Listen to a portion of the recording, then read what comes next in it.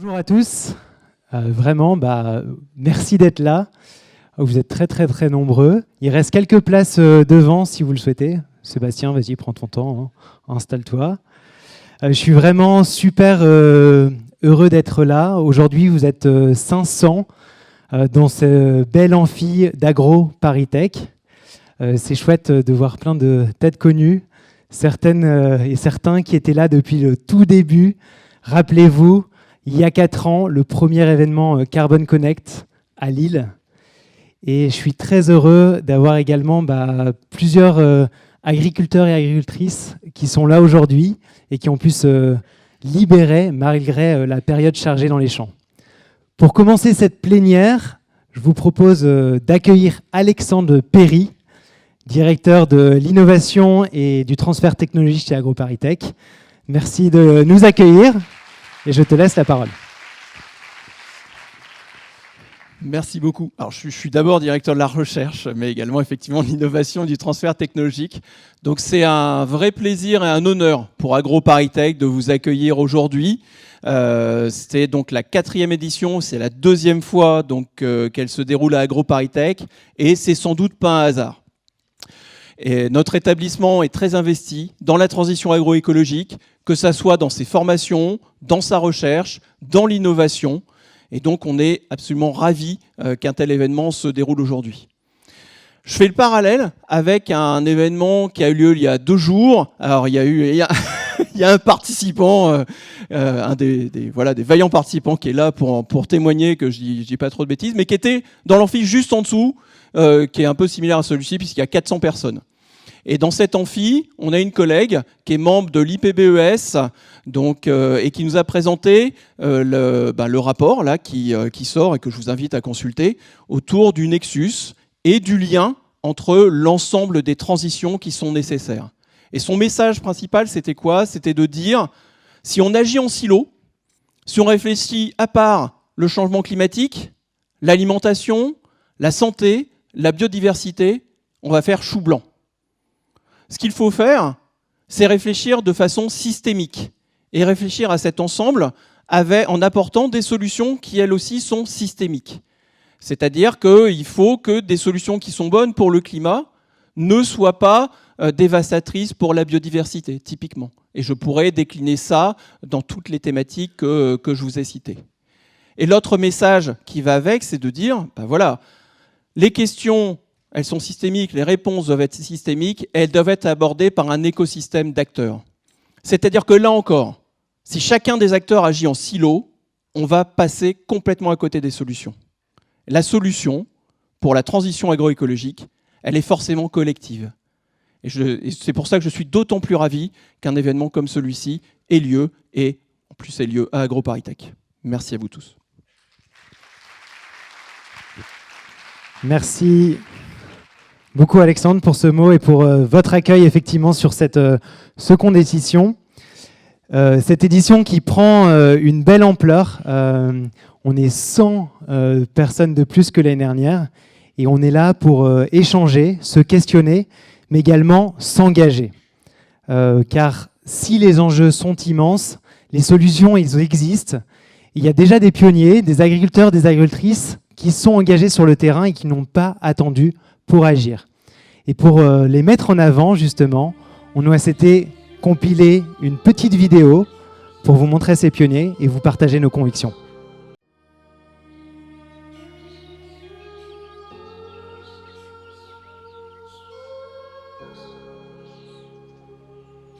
J'ai beaucoup de collègues qui considèrent que je prends beaucoup de risques. Ça me fait sourire.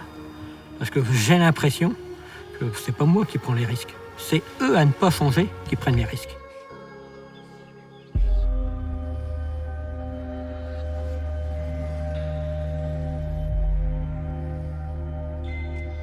Cette terre qui part en torrent de boue, c'est le trésor de nos agriculteurs.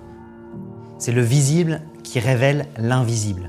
Des sols à bout de souffle, nus, érodés par un labour qui les fait mourir à petit feu. Incapables de retenir leur précieux humus, vital à leur propre résilience. Dans mon nord natal, une des régions les moins boisées de France, c'est peut-être encore plus visible. On n'a pas de coulée de boue dans des endroits où la terre vit sa vie. Pourquoi? On a un sol qui a perdu progressivement toute sa vie. Et ça, c'est dramatique, parce que le sol devient une matière inerte. Plus de 90% des sols agricoles sont pollués par au moins un insecticide, un herbicide et un fongicide. Depuis près de 50 ans, nos pratiques agricoles ont accéléré la dégradation de nos sols. Érosion, coulée de boue, baisse des rendements, perte de la biodiversité, et le phénomène s'intensifie avec la multiplication des aléas climatiques. La bonne nouvelle, c'est que la solution existe et elle est juste sous nos pieds. Des pionniers ont pris les choses en main. Diversité des cultures, réduction du travail du sol, couverts végétaux, pâturage tournant dynamique et agroforesterie. Sur le terrain, ces agriculteurs et ces agricultrices nous ont montré qu'une autre voie était possible. Une voie vers la résilience et la préservation de nos écosystèmes locaux. Pour une agriculture alliant rentabilité économique et pratiques écologiques. Et c'est une source d'inspiration pour notre ferme familiale basée à côté de Lille qu'on transforme petit à petit depuis 2020. Moi, en tant qu'agriculteur, je suis forcément sensible à la qualité de la terre. Mon élevage, c'est les vers de terre. Il y a toujours de la vie dans les sols. L'agriculture joue un rôle primordial dans nos sociétés. Alimentation, matières premières, énergie, environnement, territoire, santé, tout est lié. Et l'agriculture, c'est avant tout des sols vivants et fertiles qui régulent la vie, l'eau et le climat. L'avenir de l'humanité repose sur le maintien des capacités des sols à rendre les services sur le climat, sur l'eau et sur la nutrition. On doit réorienter et prendre des décisions de changement de cap. Et ce changement a besoin d'être accompagné. Nous croyons en la force du collectif et de la responsabilité de chaque organisation pour soutenir cette nécessaire transition. La majorité des agriculteurs sont prêts à passer à l'action dès maintenant, mais ils ont besoin d'un soutien financier pour amortir les coûts et les risques que cela engendre. Je crois fermement en cette agriculture inspirée du vivant pour produire et régénérer nos écosystèmes et ainsi revaloriser la place des agriculteurs et des agricultrices dans notre société. D'ailleurs, ceux et celles qui sont parvenus à changer se disent fiers et plus sereins. Nous devons agir vite et prendre collectivement des décisions courageuses, car tout est lié. Résilience de nos sols, de nos agriculteurs, de nos entreprises et de nos sociétés. Et si le vrai risque, c'était finalement de ne rien changer.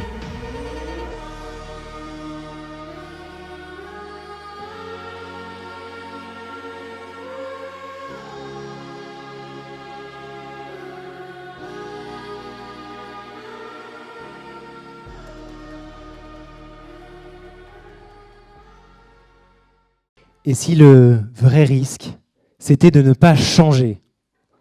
Et vous, qu'est-ce que vous avez changé? Ou qu'est-ce que vous allez changer? Ces questions, elles sont complexes, mais justement, cette journée, on la veut pragmatique, ancrée et engagée. Nous allons parler d'agriculture, de territoire, de santé, de biodiversité et surtout d'action. Oui, il y a des solutions. Elles sont agroécologiques, elles sont éprouvées et elles sont concrètes. Mais il faut le dire, il y a urgence et il faut changer de cap. Et justement, pour parler de ce nécessaire changement de cap, qui de mieux que de Marc-André, qui est écologue, microbiologiste et spécialiste des sols, qui m'a beaucoup inspiré pour mon projet Agoterra et que je suis ravi d'accueillir aujourd'hui. Merci de me faire l'amitié d'être là. Marc-André. Merci.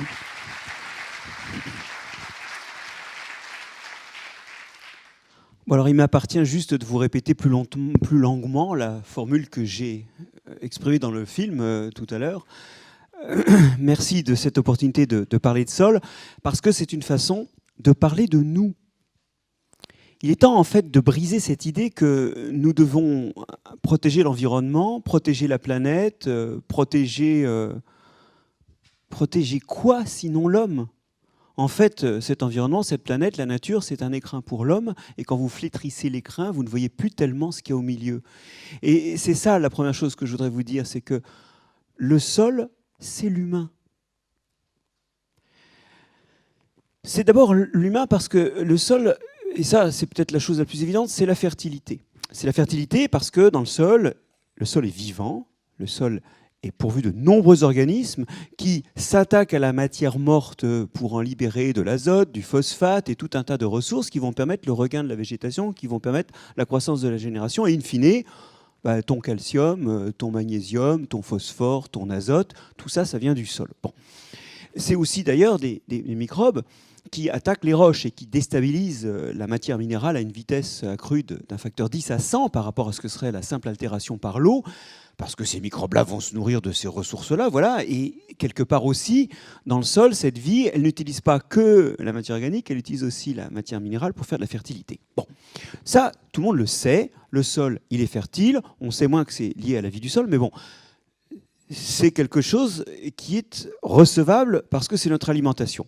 Mais il y a autre chose, c'est que cette vie du sol, de sa vie à sa mort, elle fait des trous. Les trous liés au déplacement d'animaux, au déplacement d'amibes, au déplacement de bactéries, puis aussi les trous à la mort d'une racine, à la mort d'un filament, à la mort de ceux qui se déplaçaient juste avant. Et ces trous font du sol quelque chose qui retient l'eau tout en la filtrant physiquement, mais aussi en la filtrant chimiquement, puisque dans son temps de séjour, elle est en contact avec la vie du sol. Quand il pleut dans le désert, l'eau, elle part à 80% en ruissellement, à 20% en évaporation, puis il n'y a plus d'eau, quoi. D'accord, il ne pleut pas souvent dans le désert, mais un des problèmes du désert, c'est qu'il ne sait même pas retenir le peu d'eau qui lui tombe dessus. Chez nous, l'eau, elle arrive dans les sols. Elle est ensuite lentement restituée aux rivières. D'ailleurs, les sols font les rivières, puisque ça ne vous échappe pas. Les rivières débordent normalement pas trop quand il pleut, mais elles continuent à circuler entre deux pluies. C'est juste la vitesse de ressuyage de l'eau dans les rivières. Et au fond, quelque part, ce qu'on boit, c'est du sol, enfin c'est du jus de sol, n'est-ce pas ? C'est tellement du jus de sol d'ailleurs que quand c'est souillé par des pesticides, eh bien vous risquez de boire des résidus de pesticides. Alors bon, soi-disant, on nettoie l'eau, il y en a moins dedans, mais on en sera sûr quand on saura tous les détecter et tous leurs dérivés. Donc c'est l'eau, alors c'est aussi l'air, ça c'est un peu inattendu, mais je vais vous donner un exemple qui va vous permettre de comprendre que le sol c'est l'air. Après la pluie, il y a une odeur particulière, vous savez, le pétrichor. Cette odeur d'après la pluie, le pétrichor. Le pétrichor, c'est juste que la géosmine, qui est un produit bactérien et qui donne à la terre son odeur de terre, s'échappe quand il pleut. Elle s'échappe, elle passe dans l'air. Et quand elle passe dans l'air, elle est diluée. Et l'odeur de terre diluée, c'est l'odeur d'après la pluie. En fait, elle passe dans l'air parce qu'elle est un petit peu hydrophobe. Et donc, quand l'eau de pluie remplit le sol, elle préfère partir avec les gaz, l'air qui s'échappe du sol, au fur et à mesure que l'eau le remplit. Alors, les résidus de pesticides hydrophobes, eux, quand ils doivent choisir entre l'eau de pluie et l'air, qu'est-ce qu'ils font ? Ils font qu'aujourd'hui, au milieu de la ville de Lille, il y a 40% de la charge de pesticides dans l'air qu'il y a dans les plaines agricoles autour, même quand il n'y a pas d'épandage autour, parce que les pesticides ressortent. Ils font que, par exemple, en Occitanie, il y a encore des PCB interdits en 1987, ou il y a encore du lindane interdit en 1998 dans l'air. Ça ressort des sols, lentement, à chaque pluie. Oui, c'est aussi la qualité de l'air. Bon, vous voyez que entre la nourriture, l'eau et l'air, on a quand même pourvu les besoins de l'humanité, en bien ou en mal, selon ce qu'on a fait des sols. C'est pas tout. Je voudrais quand même vous dire une dernière chose, c'est que le sol, c'est ce sur quoi on marche, c'est ce autour de quoi on habite, et il faut qu'il se tienne, le sol. Il lui faut un petit peu de tenue, et la tenue du sol, c'est la vie du sol qu'il a fait à sa mort. Enfin, de sa vie et de sa mort. Il y a à la fois les filaments de champignons, les racines qui tiennent le sol, mais il y a aussi à la mort de la vie du sol, il y a tous les restes d'organismes, tous les restes de racines, tous les restes de champignons qui font cette fameuse matière organique qui est une colle, une poisse qui englue, retient, fait adhérer ensemble les morceaux du sol et fait que le sol, il se tient.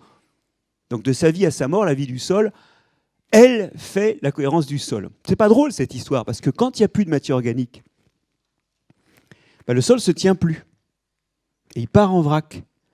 On vous parle souvent d'inondations dans les Hauts-de-France. Vous avez vu sur les images d'où elles viennent, c'est du sol qui coule en fait. Observez bien à Valence ce qui s'est passé, observez ce qu'on nettoie lors des inondations qui ont eu lieu. C'est pas de l'eau, c'est pas une inondation, c'est du sol qui coule. Parce qu'il n'y a plus de matière organique dedans, il ne se tient plus. Mais ordinairement, la matière organique du sol et la vie du sol fait la cohésion du sol et fait du sol quelque chose dans lequel les plantes peuvent s'ancrer, nos cultures peuvent s'ancrer. nos pluies sont absorbées et nos vies sont plus saines parce que le sol se tient. Alors vous comprenez que, après vous avoir décrit en quoi finalement la vie du sol fait notre vie, non seulement notre cadre de vie, mais aussi tout ce que nous absorbons, tous les fluides ou les solides que nous absorbons, il faut comprendre qu'aujourd'hui, les pratiques agricoles qu'on a adoptées à l'époque où on n'avait pas toute cette vision du sol, à l'époque où on les a adoptées, c'était des bonnes idées. Vu de maintenant, un certain nombre de nos pratiques ne sont pas des très bonnes idées. Bon, par exemple, le labour. Le labour, vous savez, une de ses fonctions, c'est de désherber. Ben oui, mais il tue la vie du sol. Non seulement il tue les racines, et donc les plantes, mais il tue aussi les champignons, il tue pas mal d'animaux. Vous y êtes? Et donc il tue, en fait, toutes les fonctions qui faisaient de la fertilité, toutes les fonctions qui faisaient de la porosité. Du coup, qu'est-ce qu'il faut faire? Il faut amener de la fertilité nous-mêmes, et puis cette porosité, il faut la refaire chaque année en relabourant, ce qui va retuer. Enfin, en fait, on rentre dans un cycle d'assistanat à des fonctions du sol qui pourraient être remplies par le vivant. Le labour, il a une conséquence aussi très délétère, c'est qu'indépendamment de ses effets sur la vie du sol et donc les effets de la vie du sol sur le sol, il tue pas les bactéries. Alors vous allez me dire, tant mieux. Mais oui, mais non, parce que comme ces bactéries ne sont pas mortes, elles sont trop petites, elles sont dans les grumeaux de sol, ces bactéries vont respirer d'autant plus qu'on a amené de l'air par le labour et elles vont détruire la matière organique du sol. Si vous ajoutez ça au fait qu'aujourd'hui nos apports d'engrais se font sous forme minérale, donc sans matière organique, un des effets du labour qui n'est pas compensé par l'apport d'engrais minéraux, c'est que la teneur en matière organique de nos sols s'effondre de 30 à 50% depuis les années 50 dans les sols labourés en Europe. Plus de matière organique, ça veut dire quoi? Ça veut dire plus d'érosion demain parce que le sol se tient moins. Ça veut dire aussi autre chose. Cette matière organique, elle est corrélée à la capacité des sols à retenir l'eau. Ça veut dire moins de rétention d'eau. Ça, c'est pas une très bonne idée dans un changement climatique où en 2050, il y aura 10% de précipitations estivales en moins et en 2080, 40% de précipitations estivales en moins. Et vous voyez que finalement, le labour a été une option, mais aujourd'hui, les agriculteurs, et on le disait dans le film, ce sont des agriculteurs qui nous montrent le chemin de ce point de vue-là, parce que c'est eux qui montrent la faisabilité de la chose et qui ont pris les rênes du changement en main, même s'ils ne couvrent que 4% de la surface du territoire, il y a des agriculteurs qui labourent plus. Et eux, leur réserve en eau, la capacité des sols à ressuyer, c'est-à-dire à absorber l'eau et à ne pas la laisser en surface, elle est améliorée. C'est d'ailleurs pour ça qu'ils ont adopté cette forme d'agriculture. Ce n'est pas pour répondre à des besoins des consommateurs, c'est juste une solution technique. Donc le labour, il faut revenir en arrière, on sait revenir en arrière, on doit revenir en arrière, autant que possible. Ça ne veut pas dire partout, mais ça veut dire partout où c'est possible. Et quant à la matière organique, qui ne sera plus détruite par le labour, il faut aussi penser à l'amener. Et ça veut dire qu'on ne sortira bien sûr pas complètement des engrais minéraux, mais quelque part, la fertilité n'est jamais arrivée sous forme minérale au sol, ou très peu. Elle est toujours arrivée sous forme de matière organique. Et il faut commencer par là. Il faut commencer à amener la fertilité sous une forme organique. Il faut valoriser aussi bien les résidus d'élevage que les résidus humains. Et je pense notamment à cette centaine de kilos que chacun d'entre nous produit dans sa cuisine de déchets organiques qui devraient de toute urgence regagner les sols plus que toute autre chose, car non seulement c'est de la fertilité, mais en plus c'est de la matière organique. De ce point de vue-là, on est assez mal parti parce qu'aujourd'hui, il y a une concurrence délétère pour la matière organique de la filière bioénergie. Quand je dis délétère, ce n'est pas que je veux m'opposer à la méthanisation, ce n'est pas du tout ça. La question, c'est a-t-on réfléchi aux flux respectifs de matière organique qu'on veut envoyer vers les sols et dans la filière bioénergétique? A-t-on pensé ça? A-t-on pensé quelles caractéristiques d'une matière organique fait qu'elle va dans une filière plutôt que dans une autre? Non. L'énergie, ça rapporte tellement d'argent, et les sols, ce n'est que l'avenir de nos enfants, donc ça, c'est quand même secondaire. Du coup, on n'a pas raisonné là-dessus. Je ne parlerai pas des pesticides. Si tout se passe bien, je vous en parle dans Le Monde la semaine prochaine, parce que c'est un peu d'actualité.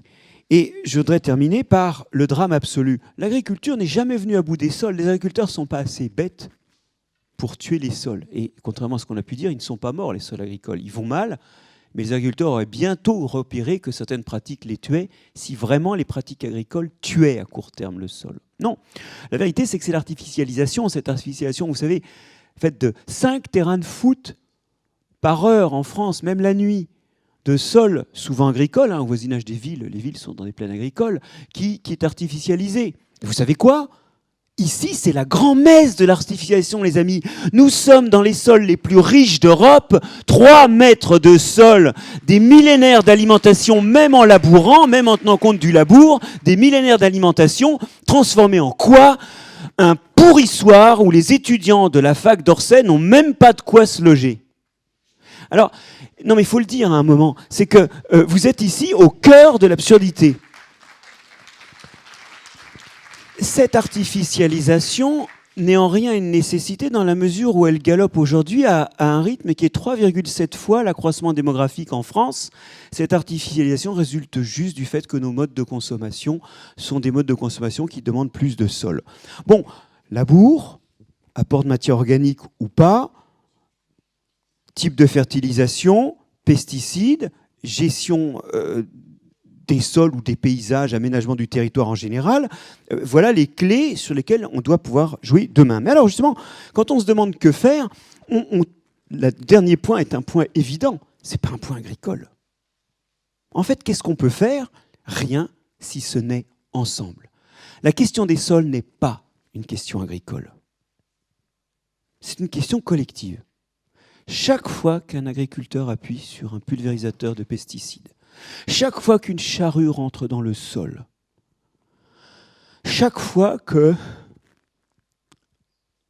on décape un sol pour le compacter, le chauler et faire un bâtiment dessus, c'est qu'il y a un consommateur qui va acheter ça. En quelque sorte, le problème, il est collectif parce qu'aujourd'hui, la caution des mauvais gestes, c'est chacun d'entre nous quand il achète ça. Alors, vous allez me dire, des fois, pour des raisons sociales ou de revenus, on n'a pas le choix de ce qu'on achète. Oui, mais quand même, collectivement, il faut qu'on prenne conscience qu'il n'y aura pas d'amélioration si tous, on ne prend pas le sujet en main. C'était dit dans le film. C'est pour ça que j'ai un peu l'impression, là, de faire l'exégèse de choses non seulement évidentes, mais déjà dites. En fait, ce qui se passe, c'est qu'aujourd'hui, on ne peut rien faire, et notamment, on ne peut rien faire sans le monde de l'entreprise. Pourquoi ? Parce qu'il provient, il est et il va. Le monde de l'entreprise, il provient de ses sources. Il s'alimente d'une façon ou d'une autre. Même quand il s'alimente de choses inertes, elles correspondent bien souvent à l'exploitation ou à un type d'aménagement d'un sol quelque part ailleurs. Donc la gestion de l'amont, c'est quelque chose qu'une entreprise peut choisir d'optimiser. L'entreprise, elle est à un endroit. À cet endroit, comment sont conçus ces bâtiments ? Est-ce plutôt du vieux rénové ? Est-ce du neuf sabotant un sol ? Et si c'est du neuf sabotant un sol, est-ce que c'est du sabotage conduisant à une occupation semi-dense, maximisant encore les zones de sol et maximisant aussi la capacité donc de résister à des inondations et de faire des réserves d'eau pour faire des îlots de fraîcheur en été ? Elle vient de son amont, elle est quelque part, et elle va quelque part, elle va chez des consommateurs. Véhicule-t-elle auprès des consommateurs une image vertueuse ? Je connais une marque de céréales au chocolat bien connue. Quand je retourne la boîte, derrière, et les enfants ils voient ça tous les matins, l'agriculture de conservation. Est-ce que vraiment l'entreprise véhicule les valeurs qui, au passage, vont valoriser ces produits et ces démarches et créer demain une forme éventuellement de compétitivité. Enfin, est-ce que tous, collectivement, nous formons la génération suivante à bien comprendre l'intérêt de ces gestes, à acheter certains produits plutôt que d'autres, à comprendre que ce qui se passe dans le sol, c'est ce qui se passe dans notre organisme, à comprendre par exemple que dans l'agriculture actuelle, quand on paye un produit 1 €, il y a 1,3 € entre le nettoyage de l'eau, les cancers et les maladies professionnelles, les absences au travail, il y a 1,3 € à payer demain. Oui, parce que quand vous regardez vos carottes bio et vos carottes pas bio et que vous dites oui, la carotte bio est plus chère, pensez bien à multiplier par 2,3 donc le prix de la carotte qui n'est pas bio. Multipliez par 2,3 et revenez me dire qu'est-ce qui coûte le plus à la collectivité à terme. Mais la vision systémique qui permet de réaliser que les externalités négatives ne sont pas si externes, quoi qu'elles soient négatives, je veux dire un cancer, c'est pas externe. Les externalités négatives, disais-je, il faut les voir et pour ça, il faut une vision systémique. Formons-nous la prochaine génération à concevoir mieux l'environnement et le vivant, la formons-nous mieux à saisir ces enjeux et à être finalement les consommateurs qui seront ceux des produits de ceux d'entre vous qui essaient de faire mieux. Non, non, 1 heure par semaine dans le secondaire, rien du tout au primaire, c'est juste une mutilation de la jeunesse, ce n'est même pas un programme éducatif. Et de ce point de vue-là, je vous invite à rejoindre la fédération Biogé, que j'ai l'honneur de présider, qui regroupe des académies, des sociétés scientifiques, et la voix des sciences du vivant et de l'environnement en France, et qui voudrait qu'on ajoute aux fondamentaux le fait de savoir vivre, ce qui permettra notamment de savoir gérer les sols, et donc, in fine, car c'est la même chose, notre santé. Du coup, c'est vraiment un honneur et un plaisir d'être dans un endroit où précisément nous sommes tous ensemble et où nous pouvons, venus d'horizons différents, comprendre que les sols sont un bien commun et que leur avenir est une tâche commune. Voilà, je vous remercie.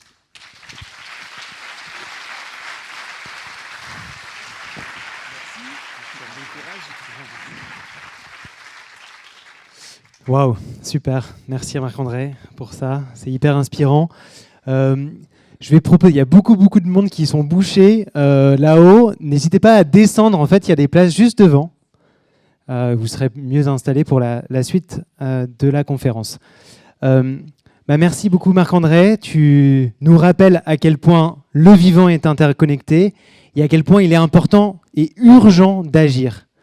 Parce que si on regarde les choses, il nous reste finalement que 6 récoltes avant 2030.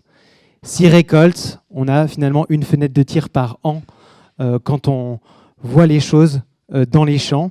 Et tu l'as dit également, ce n'est plus uniquement un impératif environnemental, mais c'est aussi un impératif économique pour les entreprises de changer.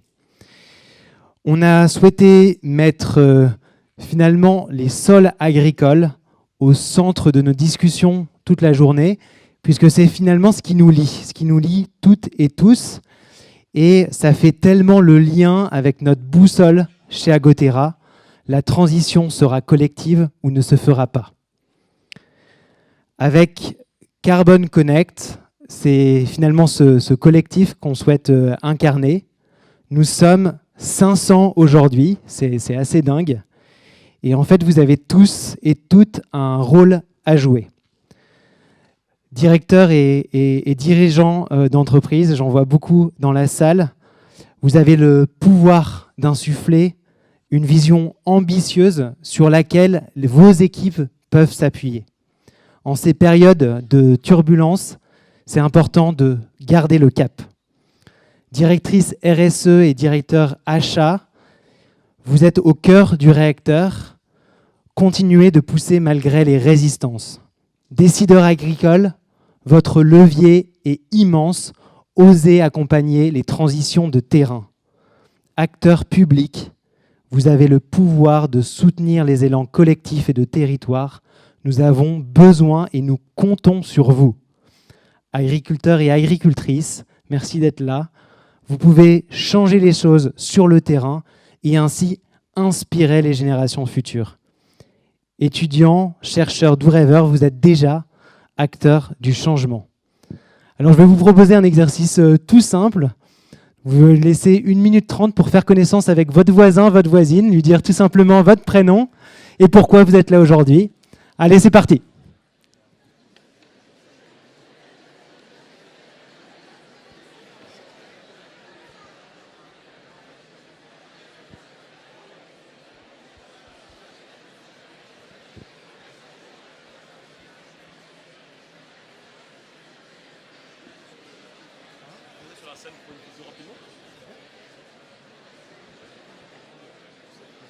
Ah oui, vas-y. Pardon.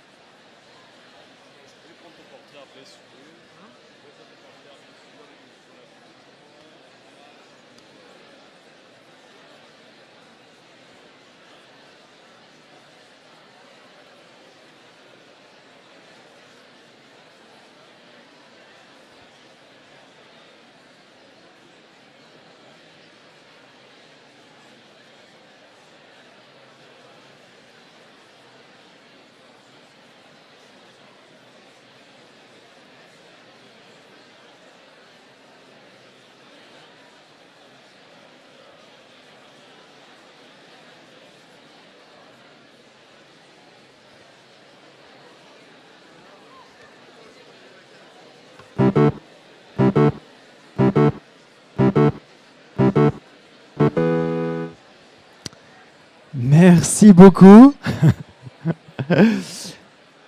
Time is off. Je vais essayer de reprendre possession de la salle.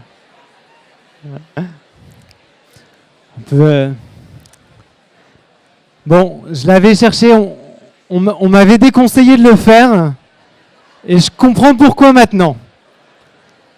Il y aura des temps. Merci à tous et à toutes d'avoir joué le jeu. C'est canon. Et je reprends le micro si ça vous va. Merci, on peut repartir.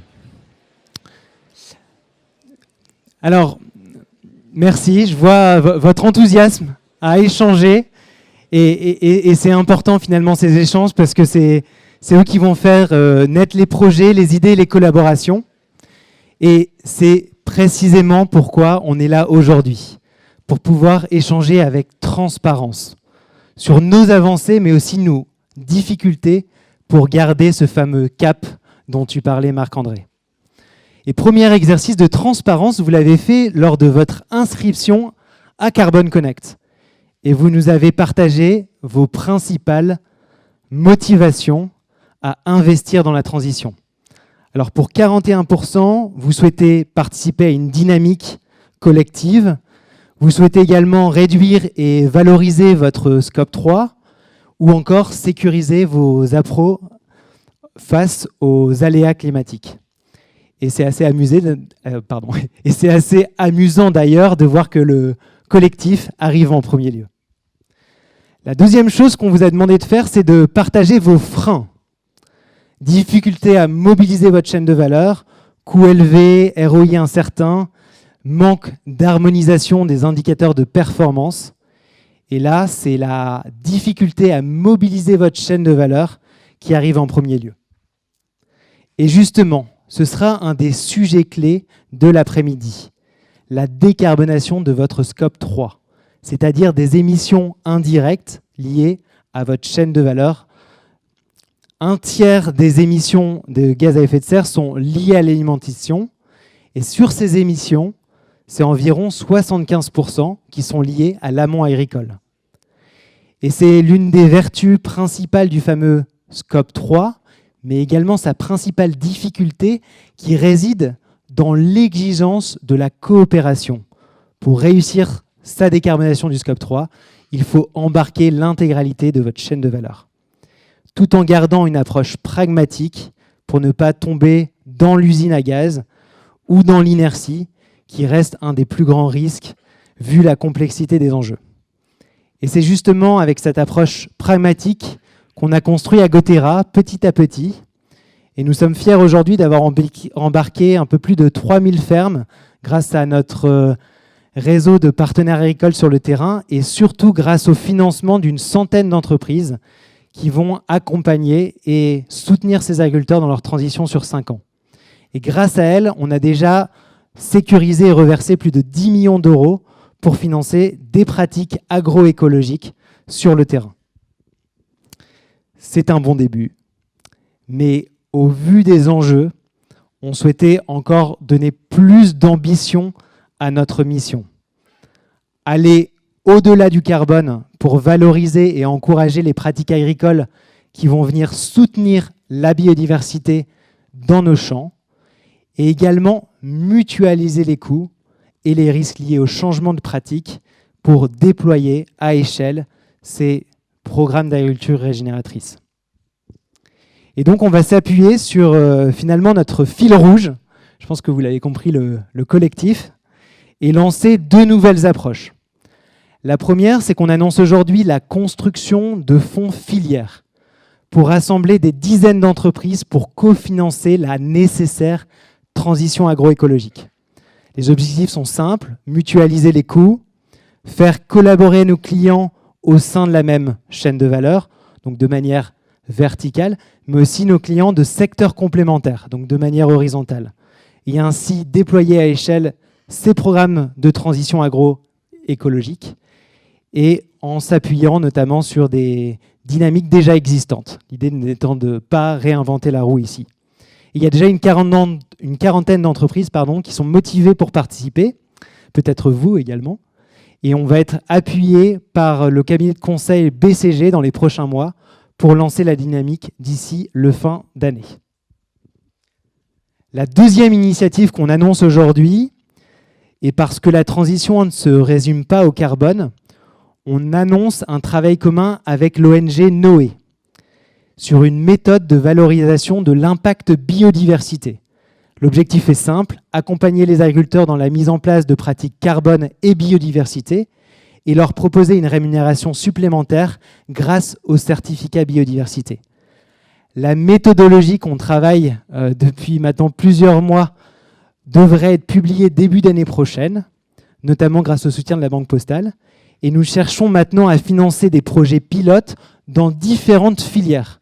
Donc on a quelques filières qui sont déjà sécurisées, mais l'objectif finalement c'est d'embarquer plus d'agriculteurs et plus de biodiversité pour plus de revenus également pour les agris. Merci, c'est gentil. On arrive à la fin de notre plénière pour rester dans le timing, mais je voulais remercier nos intervenants, nos 26 intervenants, puisque Carbone Connect, il faut savoir que c'est des témoignages, c'est aussi des histoires de rencontres et d'histoires de vie. Donc cette année encore, on a mis beaucoup de cœur à vous choisir chacune des personnes sur cette slide qui allait intervenir. Et on est vraiment très fiers et honorés qu'il y ait plus de 60% des conférences où il y a au moins un agriculteur ou une agricultrice qui va venir vous partager son expérience. Je souhaite également remercier l'équipe Agotera, qui me soutient tous les jours et qui me permet de toujours monter le niveau d'exigence et d'impact.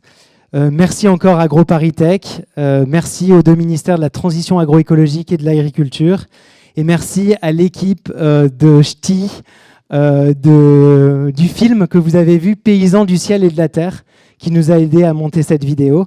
Et merci enfin à nos 4 sponsors, Cantis, Bonduel, Sweep et Banque Populaire Val-de-France. Quelques détails logistiques pour terminer. Vous trouverez donc le programme de l'après-midi sur des programmes papier, et sinon c'est affiché dans l'amphi, juste en bas. Pour chaque thématique, c'est très simple, il y a un code couleur qui correspond à une salle spécifique, donc toutes les thématiques se passent dans la même salle. Ici, nous sommes par exemple dans la salle du thème numéro 1. Chaque atelier va durer 45 minutes, 30 minutes d'intervention, et puis ensuite on a 15 minutes d'échange, vraiment pour laisser de vraies interactions, et 10 à 15 minutes pour changer d'atelier, pour vous laisser le temps de changer de table. Le plus important, c'est qu'en fait, on est plus de 500 inscrits, comme vous avez pu le voir, et on a atteint, voire un petit peu dépassé les capacités maximum d'AgroParisTech. Donc on va vraiment vous demander de respecter les ateliers, parce que sinon il n'y aura plus de place dans les salles. Et donc vous avez normalement tous reçu un SMS avec votre programme de l'après-midi.